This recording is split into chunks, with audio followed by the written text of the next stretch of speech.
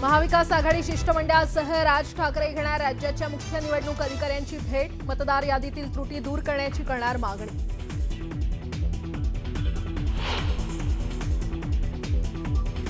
मुंबईत ठिकठिकाणी लागले आय लव्ह देवाभाऊचे पोस्टर्स, भाजप कार्यकर्त्यांकडून लावण्यात आलेल्या पोस्टर्सची जोरदार चर्चा.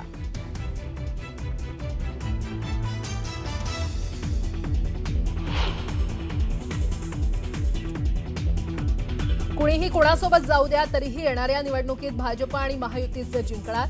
जिथे शक्य तिथे महायुती म्हणून तर युती न झाल्यास मैत्रीपूर्ण लढत, मुख्यमंत्री देवेंद्र फडणवीसांचं मोठं विधान.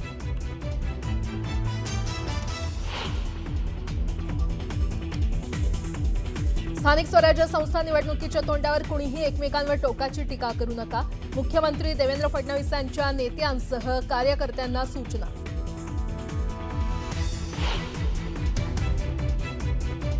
माझ्याकडे हरिण आणि बिबट्याची पिल्लं होती, पण वनमंत्री झाल्यावरती सोडून द्यावी लागली, वनमंत्री गणेश नाईकांचं धक्कादायक विधान.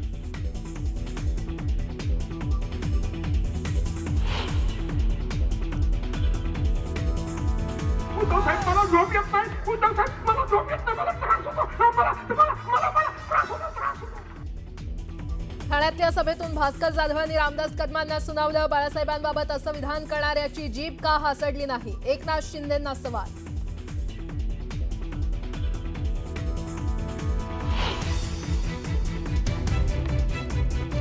हिरवे साप फणा काढतात त्यांना ठेचा, महिला अत्याचारांच्या 100 केसेसमध्ये 100 आरोपी जिहादीच. अजित पवार यांच्या नोटिसीनंतरही संग्राम जगतापांची वादग्रस्त विधानं सुरूच.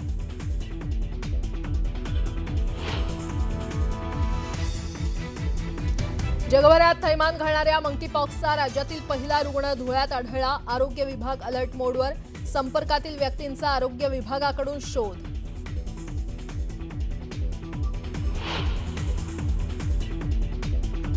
एसटी कर्मचाऱ्यांची ही दिवाळी गोड, 6,000 रुपयांचा बोनस दिवाळी आधीच खात्यात जमा होणार.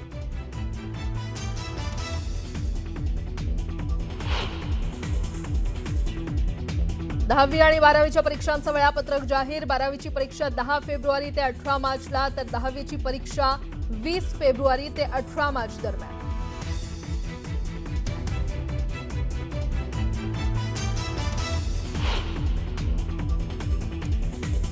आणि जीएसटी कपातीनंतर महागाई दरात घट, किरकोळ महागाई दर 8 वर्षांच्या निच्चांकी पातळीवर, अन्न पदार्थांच्या किमती घटल्याचा परिणाम.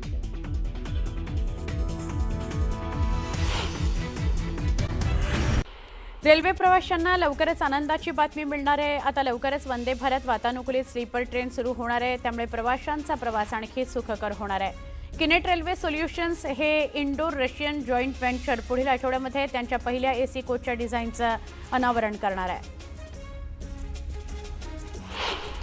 कोकण रेल्वे महामंडळानं रेल्वे रुळांच्या दुपदरीकरणासह नवीन 5 प्रस्तावित रेल्वे स्थानकांचा प्रस्ताव मांडला असून यात गोव्यातील 3 स्थानकांचा समावेश आहे. गोव्यात सारझोरा, नेवरा आणि मये इथं मिळून 3 नवीन रेल्वे स्थानकं होणार आहेत. सिंधुदुर्ग ते रत्नागिरीपर्यंतच्या भागात 2 नवीन रेल्वे स्थानकं होणार आहेत.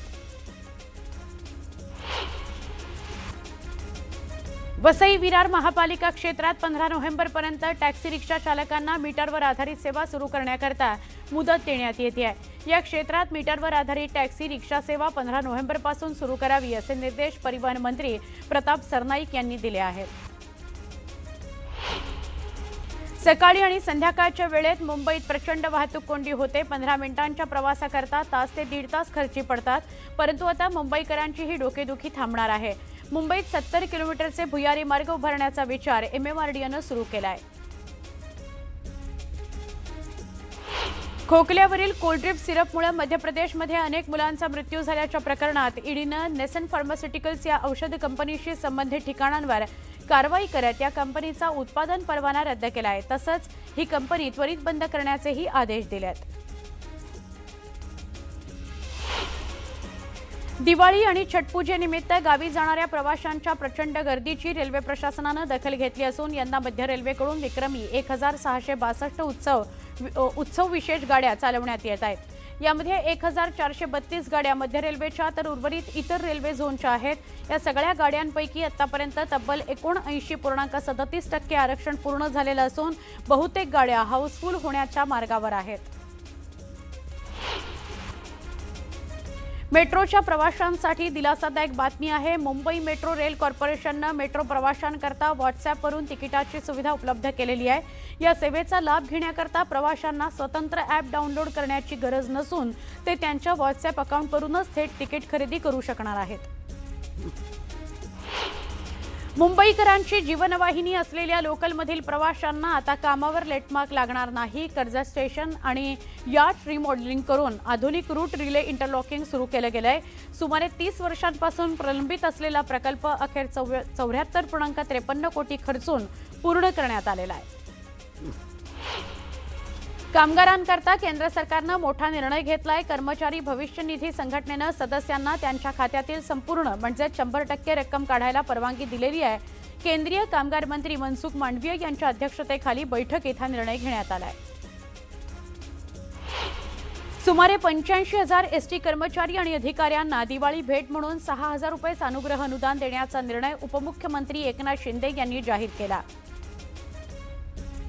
राज्य सहकारी बँकेने आपल्या कर्मचाऱ्यांना 14% दिवाळी बोनस जाहीर केलाय। कंत्राटी कर्मचाऱ्यांनाही 10,000 रुपये दिवाळी भेट देण्यात आली। त्यामुळे बँक कर्मचाऱ्यांची दिवाळी गोड होणार आहे। ईपीएफओच्या ईपीएस 95 अंतर्गत असलेल्या निवृत्त कर्मचाऱ्यांनी किमान पेन्शन मासिक 7,500 रुपये करण्याची मागणी निवृत्त कर्मचाऱ्यांकडून करण्यात येते आहे। याकरता आंदोलनही करण्यात आलं, मात्र मागणी मान्य होत नसल्यानं तीव्र आंदोलन करू असा इशारा निवृत्त कर्मचाऱ्यांनी दिलाय। निवृत्ती वेतन, ग्रॅच्युइटी, प्रोत्साहन भत्ता, मुख्यमंत्री माझी लाडकी बहीण योजना याचे अर्ज भरण्याच्या कामाचा मोबदला मिळत नसल्यानं राज्यातील अंगणवाडी सेविकांवर उपासमारीची वेळ आली आहे। त्यामुळे केलेल्या कामाच्या मोबदल्याबरोबरच निवृत्त होणाऱ्या अंगणवाडी सेविकांना निवृत्ती वेतन मिळावं याकरता अंगणवाडी सेविकांकडून आझाद मैदानावर आंदोलन करण्यात येणार आहे। दिवाळीत मिठाईपेक्षा सुकामेवा भेट देण्याचा कल वाढू लागलाय। सुकामेव्यावरील वस्तू कर आणि सेवा कर कमी केल्यानं सुकामेव्याच्या दरात किलोमागे 100 रुपयांनी घट झालेली आहे। सोमवारी चांदीच्या भावात 11,000ची वाढ होऊन ती 1,80,000 रुपयांवर पोहोचली। सोन्याच्या दरात 1,700 रुपयांनी वाढ झाली आहे। सध्या सोन्याचे दर 1,24,700 रुपयांवर गेलेले आहेत। राज्यभरातील नागरी संस्था रस्त्यांवरील खड्ड्यांमुळे आणि खुल्या मॅनहोल्समुळे होणाऱ्या अपघातांची दखल गांभीर्याने घेत नसल्याने मुंबई उच्च न्यायालयाने तीव्र नाराजी नोंदवली आहे। नागरिकांच्या मृत्यू आणि दुखापतीकरता कंत्राटदारांसह अधिकाऱ्यांनाही जबाबदार धरण्याची वेळ आली आहे। जर खड्ड्यांमुळे मृत्यू झाला तर त्यांच्या कुटुंबाला 6 लाखांची भरपाई मिळणार आहे। देशातील किरकोळ महागाई सप्टेंबरमध्ये तब्बल 8 वर्षाच्या नीचांकीवर म्हणजेच 1.54% घसरली आहे।